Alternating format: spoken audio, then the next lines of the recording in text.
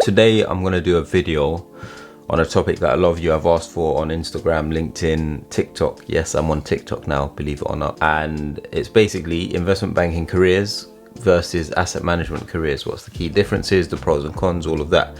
So I was doing the research for this video. Most of my videos, I do the research so you don't have to. And I came across a website and an article which I found quite useful. And I thought, you know what, the easiest way to do this would be read through the article in this video and give you my reaction as I go along. So without any further ado, let's get straight into it. This website, it's the minute I start recording, I'll get a phone call and I guarantee you it's going to be spam.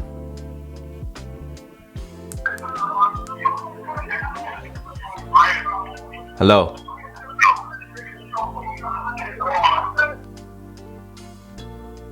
Call ended. I don't know how these people get my number. Anywho, back to the video. So this website is mbacrystalball.com. The article is going to be linked in the video description, so check it out. It's by last updated July 28, so it's pretty recent, 2021, by Samir Kamat. Let's see who this is. Nice. Founder of MBA Crystal Ball, author of Beyond the MBA Hype and Business Doctors. Lots of articles. A day in the life of an investment banker. Might have to do that as a video next. Admission consultant. Check out the website, mbacrystalball.com. I'll link it below. I don't want to, use this person's articles and not kind of reference them. And so far, the content seems legit. Management consulting resume tips for McKinsey, Deloitte, BCG, Bain. Day in the life of a product manager. Sick.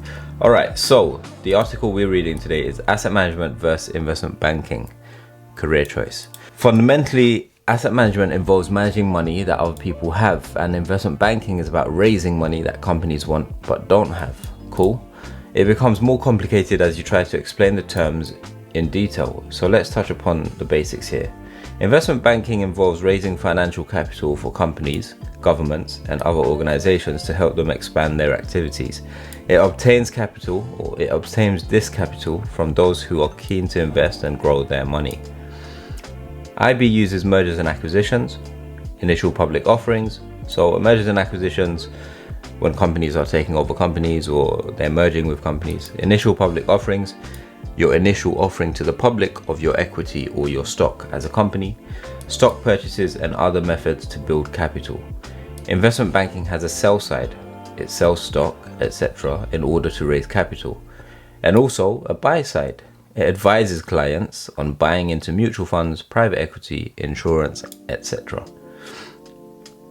Investment banks also provide assistance in marketing and trading activities, derivatives, fixed income securities, and commodities, and in conducting securities research. This is talking about investment banks in general, so not the corporate finance division or investment banking division specifically.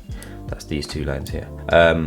Asset management is easier to define. It invests its clients' funds in equities, derivatives, commodities, securities, currencies.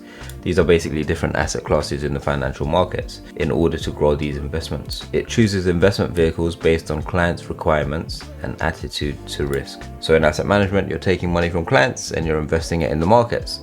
In investment banking, you're looking to raise capital for clients who might want to invest that money into the business, into growing into different areas, into taking over companies, so on and so forth. Here, we discuss careers in investment banking and asset management. How do these fields compare for a job seeker? What are the similarities? Education, skills, job, outlook, and differences. Salaries, career prospects, work-life balance, nature of work, and personality types. Asset management versus investment banking, which is a better career choice? First, let me take a sip of my iced coffee. Before we carry on with the video, let me introduce today's video sponsor, Analyst Prep. If you're currently studying for the CFA or the FRM, or you hope to do so, then you should definitely consider Analyst Prep as a dedicated resource to help you get through your exams. They've got a ton of study notes, practice questions, mock exams, and video lessons. They cover every chapter of FRM Level 1 and Level 2 with over 93 video lessons, as well as tons of similar resources for CFA Level 1, 2, and 3. So this is the dashboard, and you can see how you're performing relative to other Analyst Prep users, and you can see your progress in each of the different topics. And then we've got the question bank. Here you can access questions from different modules and chapters for the level of the exam that you're studying for. They've got tons of different questions for each topic. And then we've got lots of different mock exams which will always be useful for your preparation. We've also got a section which is dedicated to allow you to customize your own personal quizzes. So if you feel like you want to create a quiz with X number of questions on a given topic, you can do that. Last but not least, we've got chapter reading, so if you feel like you need to brush up on a few chapters, then you can read those. And finally, they've got tons of high quality videos that will allow you to further cement any concepts or knowledge that you've been struggling to do so otherwise. Analyst Prep have over 50,000 satisfied customers, and best of all, their products and programs are a lot cheaper than what you might find elsewhere in the market. If you want 20% off all Analyst Prep programs, then hit the link in the video description below and use the code AFSAL20 at checkout. Now let's get back to the video. Education. Although investment banks, often just banks here, or asset management companies, AMCs, don't insist on educational qualifications across the board, an advanced degree does open doors for job aspirants in both fields. True. Like many asset managers, many bankers also begin their careers with only a bachelor's degree. Moreover, as with asset management, there may be a rare bird in IB who didn't finish college but is doing well. True, but it's very, very rare. Candidates for both banks and asset management companies should be good at number crunching and knowledgeable in economics, finance, investment analysis, and accounting, points out an article in Wall Street Mojo. To be fair, you learn most of it on the job at the undergrad level or at the grad level, but an elite company would require a degree or an advanced degree from a prestigious institution such as an Ivy League school, University of Chicago, Duke, which are all favorite hunting grounds for both IB and AM. Yeah, look, if you go to a top brand, top tier university, it helps you get your foot in the door, maybe because it stands out on your CV. But really and truly, once you're at the interview stage, not all of that goes out the window. It's more about how you perform at the interview.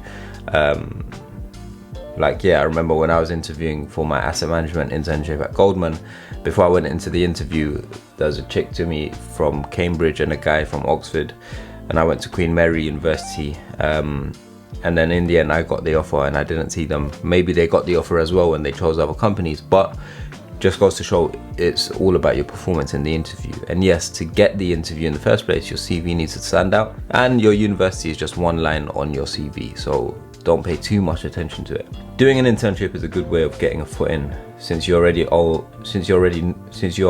a known candidate when it is time for full-time recruitment. True. Networking is also required, since the biggies ask for references, and a good word from a supervisor about your work is likely to help. Education may be flexible, but in the US, licensing is mandatory. Yeah, in the US, I think you have to do like a Series 67 or some series exams, but in the UK, you don't need to. If you're dealing in securities, for example, you need to hold licenses for trading in each security. Yeah. There is substantial overlap in the skills sought for IB and asset management positions: analytical and problem-solving skills, oral and written communication skills, negotiation and client service skills, and people skills. True. Investment bankers work on the sell side, selling financial products, and asset managers work on the buy side, buying the products that bankers sell.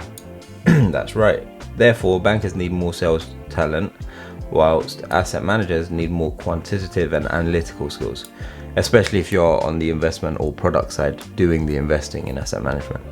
Bankers, because look, as an investment banker, you're gonna be working on a lot of models forecasting the projections of companies' future outlooks in terms of, how much money they can make, so on and so forth. So you're working on balance sheets, income statements, all of that stuff. But at the same time, you're advising a lot of clients, you're going out to meetings, and you're, pitching lots of ideas and working on lots of deals. In asset management, if you're on the investment side, you're doing a lot of number crunching and investing into the financial markets. And so it helps to have that quantitative ability. Bankers should have the ability to work long and hard hours. They should have good people skills and know how to interact with clients persuasively. Of course, they should love the markets. Yeah, it always helps to know what's going on in the markets. One, for your commercial awareness, but two, because knowing what's going on in the world and the markets is going to directly help you be better at your job, because it all relates to the different clients that you work with. and their positions or their companies and how they're being influenced by the capital markets. Asset managers are in the technical job of managing investment portfolios. This is mainly focusing on asset managers, the technical side, so the investors, the portfolio managers, as opposed to the salespeople in asset management. They should be able to spot lucrative investment opportunities. Sales talent is not required. Don't know about that, because you need salespeople in asset management. But they still need people skills to instill confidence in their clients, that they can manage investments wisely. However, the best bankers and the best asset managers have an equitable mix of skills required for both. Agreed. Just as in life, if you have a good balance of a bit of everything, you tend to be alright. Job outlook. Both IB and AM have excellent job prospects. The US Department of Labor estimates that the finance sector will witness a growth rate of 12% between 2014 and 2024. As more complex finance and investment products are created, the need for professionals is likely to increase. As new markets emerge, asset management seems to have a slight edge over IB when it comes to job prospects. Yeah, asset management industry is slow but steady in growth, whereas the investment banking, corporate finance world, let's say M&A for example, there's lots of peaks and troughs. It's very seasonal. Okay, salaries. The salary gap between investment bankers and asset managers has reduced considerably in the last decade or so. In 2004, the average salary of asset management professionals was $168,000. What's that in GBP? 121 grand. Okay, and that of IB employees 315. But 10 years later, in 2014, the average asset manager salary was 263k, IB 288.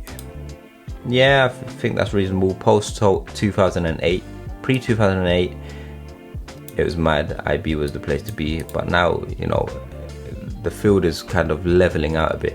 Still, IBD will pay the most because you're working the longest hours and all of that. But yeah. Alright, according to Investopedia, the average starting salary of bankers in 2015 was 75 to 85k. Performance-based bonuses took this to 140k for a first-year banker. Asset management salaries range from 55 to 100k plus a flat percentage of the funds they managed. So with asset management, if you're a portfolio manager, for example, if you're working on a particular portfolio, some of your bonus will be tied to the performance of that portfolio, so it aligns the incentive. An FT article from 2015 refers to research by think tank New Financial that says that before long, AM salaries are likely to overtake investment banking salaries. Interesting, indicating a shift in the global capital market following the financial crisis. I don't know, it might take a while, but I don't know if I could see that happening, because investment bankers are always going to demand more because they work double the hours as a typical 9 to 5. They work longer than asset management, and when they're working on deals, their bonuses are tied to that, and those are typically going to be heavily it's going to heavily skew the figure upwards compared to salaries for asset management. Career prospects. The future is in the asset management arms of investment banks, not in IB. Yeah, you can see this.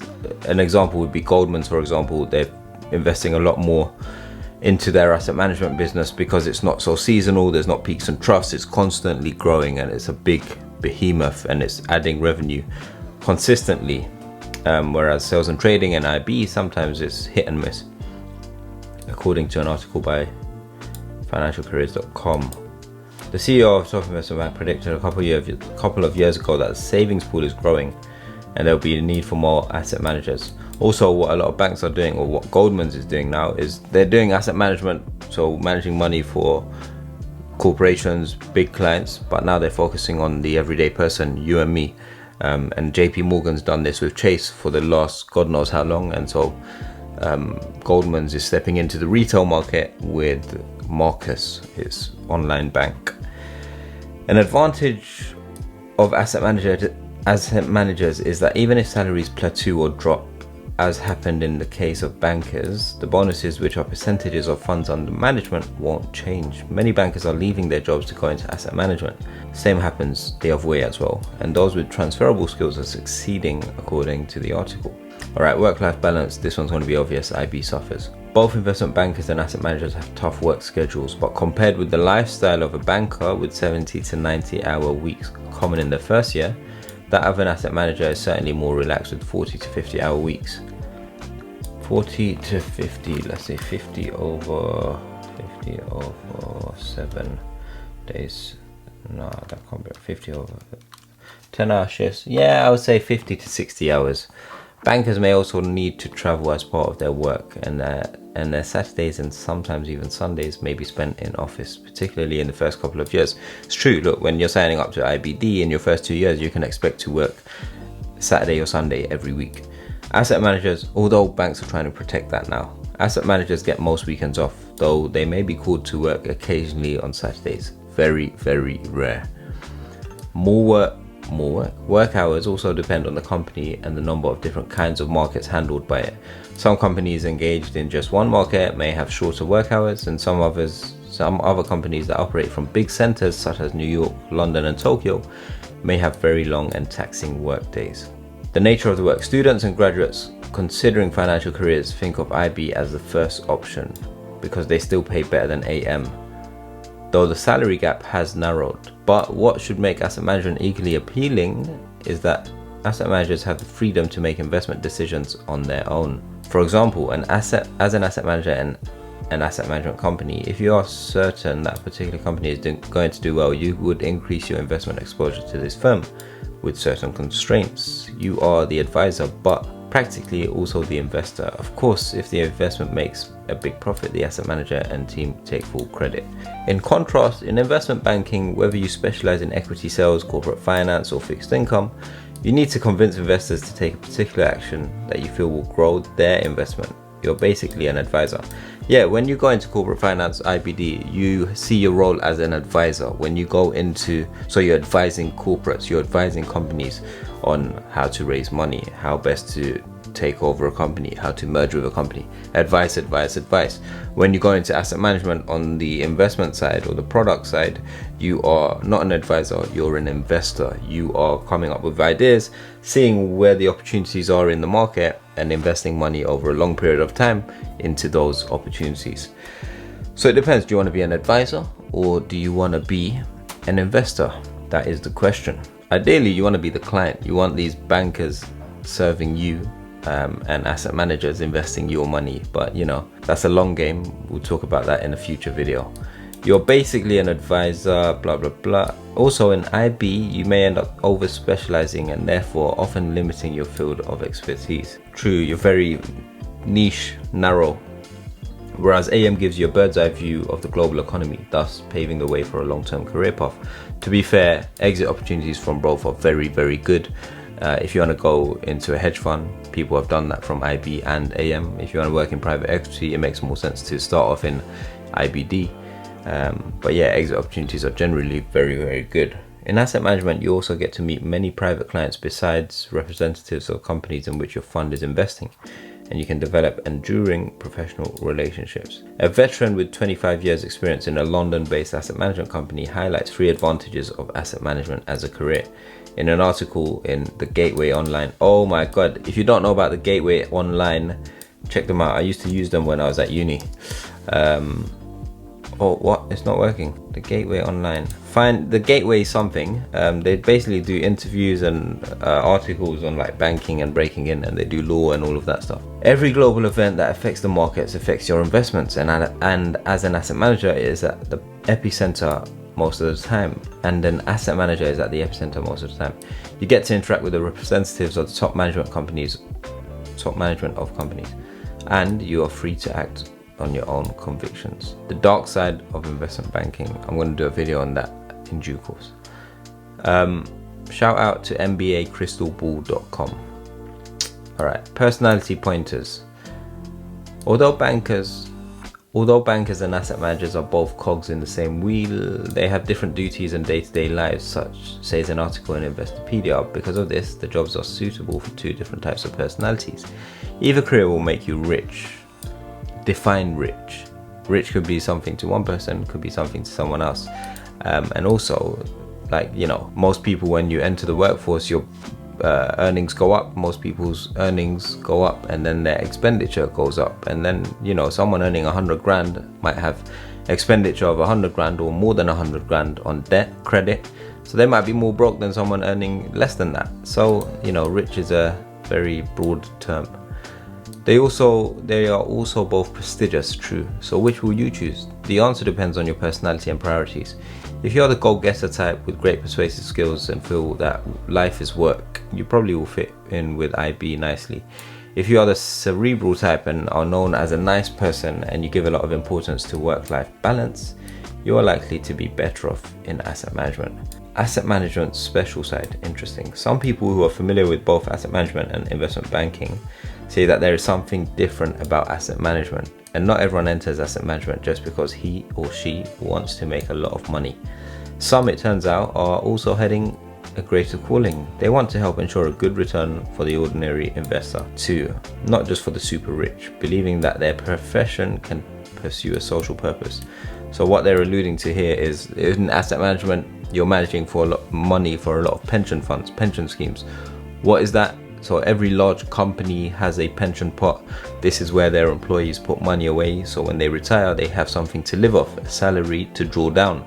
And in asset management you're investing that money, so you're kind of saying, or he's kind of saying, people say they want to invest that money so they can help the average person. A LinkedIn blogger who works for an asset management company writes that he loves working in asset management because it helps common people build up their savings wisely, so that in the later part of their lives they won't be forced to live in poverty to be able to send their children to college or continue working till their last breath, struggling to repay their home mortgage. What if the asset manager doesn't invest and return a strong return over the time horizon? Like, it's completely disregarding the fact that, you know, not every single asset manager invests money and gets a positive return. A lot of asset managers lose money.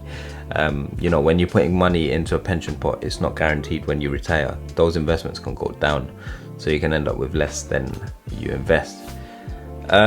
Check out this website, it's all linked below. How to become an investment banker, how to get into Goldman Sachs, careers in finance.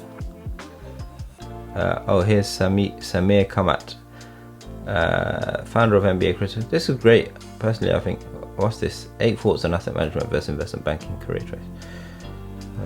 Thanks for the wonderful insights, blah blah blah. Okay, it's just comments. Let's see those. How to become an investment banker. That's cool. Very lengthy, in-depth articles. Pretty good. How to get into Goldman's 2020. Interesting. Careers in finance, India. Oh, I think he's based in India. No, this is Charisma. This is something else. Why financial services? Alright, well, thanks for watching to the end. If you enjoyed the video, let me know your thoughts down below. Do you want to go into investment banking? Do you want to go into asset management? What do you want to go into? Are you unsure? Let me know. Give me any questions in the comments, any ideas on future videos. What do you want to see from the channel? And yeah, I will see you in the next video. Peace.